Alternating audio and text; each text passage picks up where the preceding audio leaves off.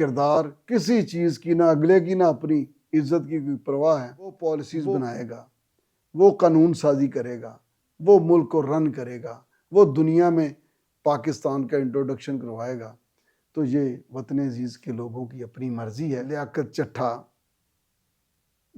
चट्टा सूबाई सीटें बतानी भूल गए क्योंकि उनकी तवज्जो मरकज़ की तरफ थी, उनकी तवज्जो पीटीआई बानी के तहफ़्फ़ुज़ की तरफ थी और उनका टारगेट जो था वो चीफ जस्टिस साहब की ज़ात थी और चीफ इलेक्शन कमिश्नर।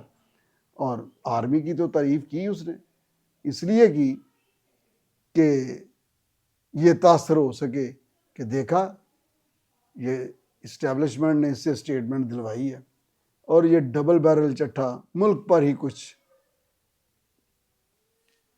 रहम कर लेता। अभी मैं